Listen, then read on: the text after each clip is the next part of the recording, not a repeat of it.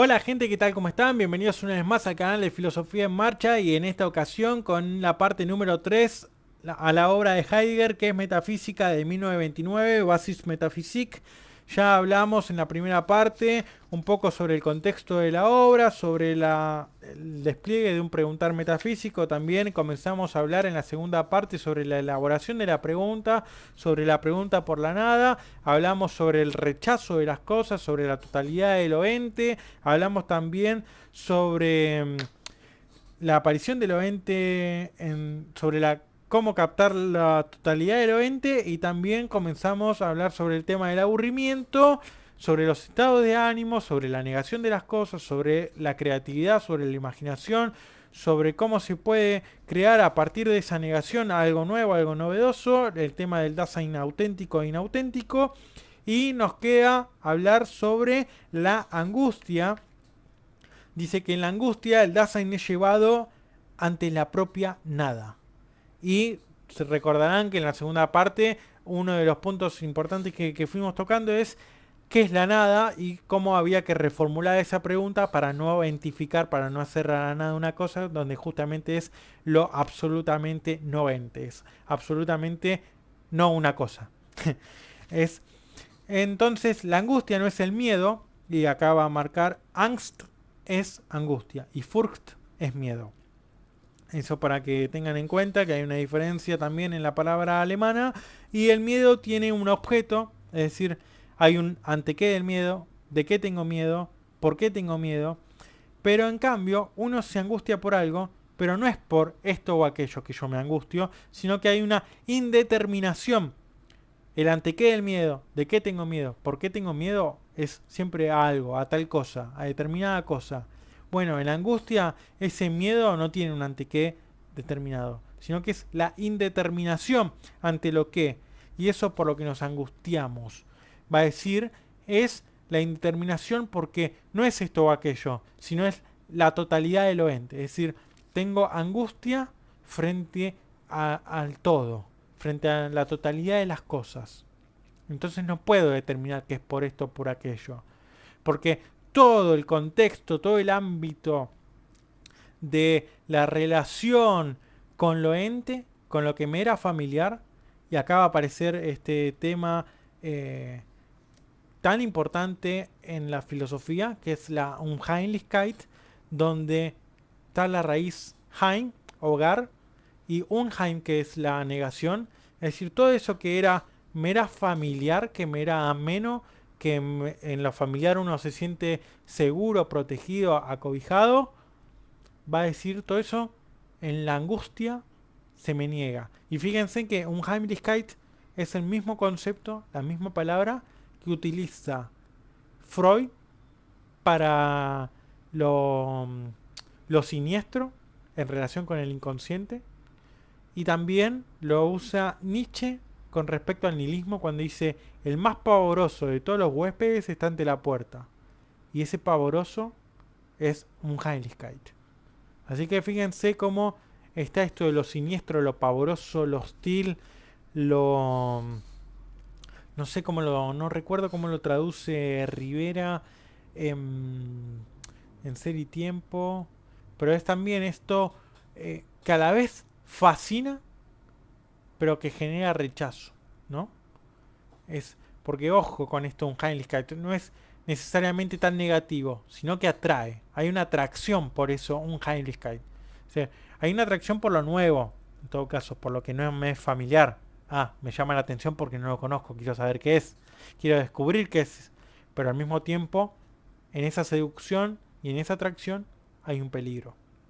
Un peligro por lo nuevo. Entonces, bueno, esta es la diferencia entre la angustia y el miedo, que la angustia es ante algo indeterminado porque la totalidad de lo ente en cuanto tal, y el miedo que es ante algo determinado, ante algo que yo puedo señalar y marcar que es. Entonces, la angustia se siente uno extraño, hay indiferencia en esa extrañez y fuera de lo familiar. La angustia aplasta y oprime, dice Heidegger, revela la nada, nos mantiene en suspenso. Ojo con esto de mantenerse suspenderse, estar en suspensión. hace escapar lo ente. Nos escapamos junto con lo ente en medio de lo ente. Y dice, esto de la suspensión, acuérdense, creo que es Agamben en Homo Sacer, que dice, el soberano, el poder soberano, el rey, es el que puede suspender la norma, es el que puede entrar y salir de la norma, ¿no? Jugar con esto de la ley, de la reglamentación, y la puede suspender, ejercer ese poder de la suspensión cuando se le dé la gana.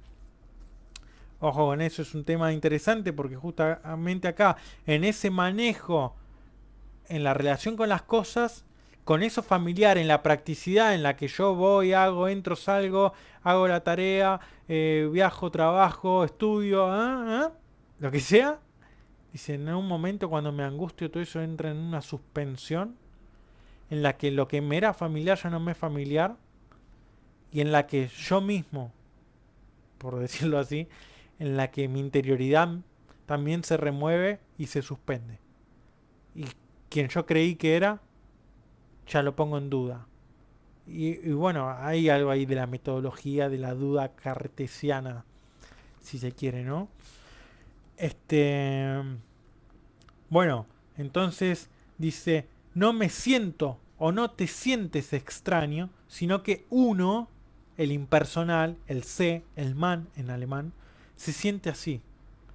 Falta de punto de referencia, como cuando estamos en el universo y todo está en movimiento y no hay un punto de referencia del cual aferrarnos, del cual agarrarnos, del cual estar situados y marcar a otro. Bueno, ahí, esa impersonalidad, esa falta de referencia, de eje. Dios, justamente, dice, cuando Dios ha muerto, dice, ¿quién puede salvar este mar, no? Esta nada. ¿Cómo? ¿De dónde nos agarramos ahora? Entonces, el gran problema de matar a Dios es poner a otro nuevo ídolo en su lugar, porque dice, cuando nos invade la noche, no sabemos qué hacer, entonces necesitamos volver a la figura del Padre, de la ley, del orden. La angustia nos deja sin palabra, puesto que lo ente en su totalidad se escapa, nos acosa la nada, en su presencia enmudece toda pretensión de decir que algo es. Y ahí aparece el tema del recuerdo. ¿Por qué lo pasado? El tema del tiempo acá es nuevamente importante porque, a ver, en Kierkegaard ya aparece todo el tema del instante, el instante de la decisión, elegir angustia, dice Kierkegaard. Todo, cuando tenemos que elegir en ese instante, se nos pone en juego la libertad y nos deviene, o sea, nos viene todo el pasado a ese instante y ponemos en juego en la decisión todo el futuro que tenemos por delante. Y todo eso se aglomera en un solo instante, en el instante de la decisión, en el instante en que tenemos que asumir nuestra propia libertad de lo que somos. Entonces, ahí angustia, la elección angustia, la libertad asumirse angustia. Entonces, bueno, acá aparece todo el tema del recuerdo. ¿Por qué lo pasado? Y justamente porque lo ente en su totalidad se escapa, nos acosa la nada. En su presencia enmudece toda pretensión de decir algo que es. Y aparece también esta idea y esta problemática de la nostalgia, del anhelo, del recuerdo, de lo pasado en relación a lo familiar. Aquello que nos parecía familiar y que nos protegía y que nos cuidaba y de la cual nosotros de alguna forma nos, nos ubicamos detrás de eso, en el sentido de que nos escudriñamos con eso, ahora con esa nada, como está todo en suspenso, como está todo en suspensión, suspendido, no nos podemos cubrir a partir de ahí. Entonces, también, ¿qué hicimos? ¿Qué hacemos? ¿Qué hacemos ahora? ¿Y qué vamos a hacer después? Acá viene la tercera parte de este gran pequeño texto de Heidegger esta parte es bastante también complicada, donde aparece el tema de la respuesta a la pregunta. Para la pregunta es necesario llevar a cabo la transformación del hombre en su ser aquí. No ser ahí, sino ser aquí.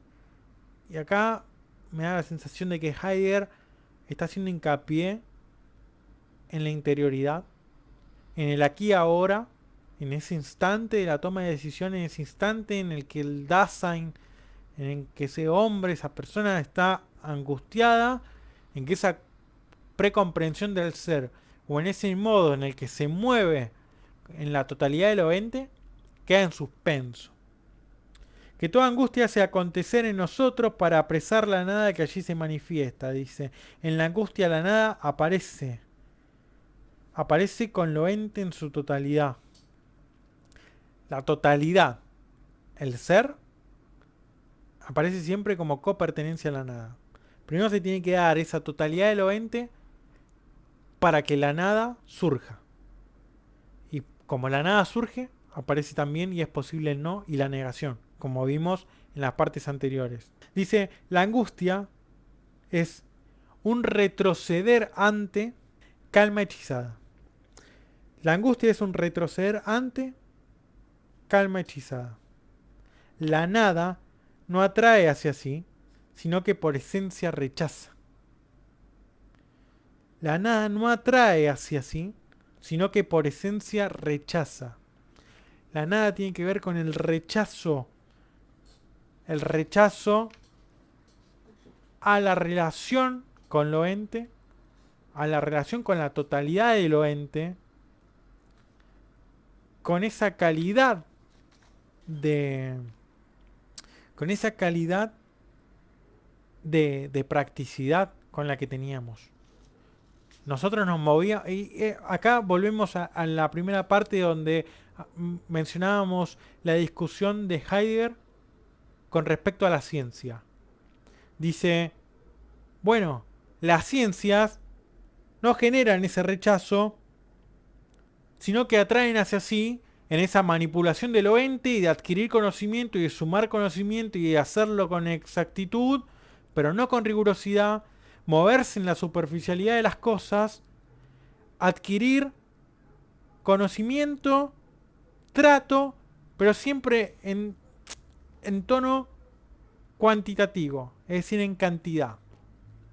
Pero acá el problema, por la metafísica, el problema de la filosofía, de la historia de la filosofía, el problema del filosofar, es un problema cualitativo, es decir, de calidad. Y por eso el tema de la suspensión. Acá ya no nos sirve cuánto, sino cómo. La nada no atrae hacia sí, sino que por esencia rechaza. La esencia de la nada, ¿cuál es? La esencia de la nada. ¿Qué es una esencia para Heidegger? ¿Qué es la esencia para Heidegger? La esencia es lo que hace que una cosa sea lo que es. Lo que hace que un árbol sea árbol. Y que nosotros lo reconozcamos después como árbol. Y cuando nos imaginamos un árbol, el concepto de árbol, la idea de árbol, nos representamos eso porque ahí hay una esencia árbol. En eso Heidegger, hay una pequeña entrevista que no recuerdo cuál es, pero dice, la ciencia no piensa, por eso avanza. Y ahí hace una alusión a la definición de esencia. Dice, la esencia de la nada, dos puntos, pongo yo, el desistimiento, die Nichtung. Y aparece también el verbo nichten, ¿no? Negar. Es la propia nada que desiste. El desistimiento, desistir. Ya hablamos de esto, del rechazo, del rechazar, del desistirse de la totalidad del ente, desprenderse de esa totalidad del ente. Desistir no es un suceso cualquiera, sino que al remitir en su rechazo al ente que escapa en su totalidad, revela a dicho ente. A lo ente que escapa en su totalidad, revela a dicho ente en toda su hasta ahora oculta extrañeza, como aquello absolutamente otro respecto a la nada. Al desistir, al rechazar a lo ente en su totalidad, ese desistimiento revela tanto a la nada, pone el descubierto tanto a la nada como al ente. Lo pone al ente justamente como aquello absolutamente otro respecto a la nada. La nada es lo absolutamente no ente. Por eso no podemos preguntar y formular la pregunta ¿qué es la nada? Porque si decimos la nada es nada, y estamos ahí haciendo la nada es tal cosa, estamos ahí cayendo en la trampa de entificar la nada. Este modo de descripción del desistimiento, acá en este mismo párrafo que está en la 114 de la edición Príncipe, la edición Príncipe son siempre los numeritos pequeños que aparecen al margen del texto, y la edición Príncipe es de la que Santa Oscabe, el tomo 9 de las obras completas, y en la 114. Entonces habla de la esencia de la nada, el desistimiento, ese desistir en tanto rechazo y que marca, decir, bueno, de acá para acá lo ente, de acá para acá la nada. Y que necesita justamente esa nada para desmarcarse de la totalidad de lo ente, necesita que aparezca, que primero haya lo ente. Y es sorprendente después el final que va a mencionar Heidegger, porque va a recurrir a otra pregunta que ya aparece en el texto de introducción a la metafísica. Retomando a Leibniz, es decir, va a decir Heidegger, Leibniz, por ejemplo, se preguntó por qué es el ente y no más bien la nada. Y la pregunta es la primera en el orden de importancia de todas las preguntas y de la tarea filosófica en sí. ¿Por qué hay ente y no más bien nada? El problema de decir Heidegger, Leibniz ve la pregunta, formula la pregunta, pero la responde entificando el ser, haciendo del ser una cosa, haciendo de la nada una cosa. Dice, lo que tenemos que hacer como tarea, como reflexión filosófica, es responder esa pregunta sin caer en la trampa de identificar la nada, de hacer de la nada una cosa y de hacer el ser una cosa. Entonces, acá recurre a otra explicación, una explicación desde lo ente, y lo hace de una manera más que poética, que esto nos permite el cierre de esta lección. Dice, solo en la clara noche de la nada de la angustia, surge por fin la originaria apertura de lo ente como tal, que es ente y no nada. Repito, solo en la clara noche de la nada, la noche de la nada, de la angustia. La angustia me muestra la nada y es esa noche donde en la plena oscuridad, en ese pleno caos, si se quiere, uno no puede distinguir nada. No puede distinguir una cosa de otra. Ahí, en esa noche de la nada de la angustia, surge por fin la originaria apertura del ente como tal. A partir de esa noche, a partir de ese vacío, a partir de esa nada, de esa experiencia de la nada, de ese vacío, de esa ausencia de forma, de eso caótico, de esa falta de distinción,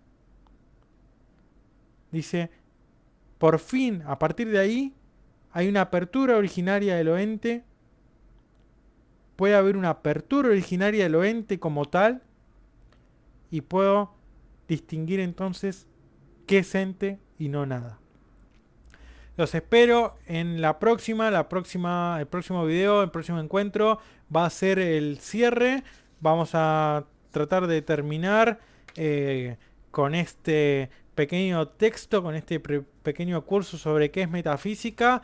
Espero que les haya gustado, que dejen sus comentarios, que dejen obviamente todas las dudas que tengan sobre este pequeño texto. Si quieren también recomendar alguno para continuar analizando y hacer este curso también, más que bienvenido. También están en la caja de comentarios los links al curso de filosofía política, al curso de filosofía del arte, a las redes sociales de Instagram y de Facebook, que tenemos también el grupo sobre Nietzsche.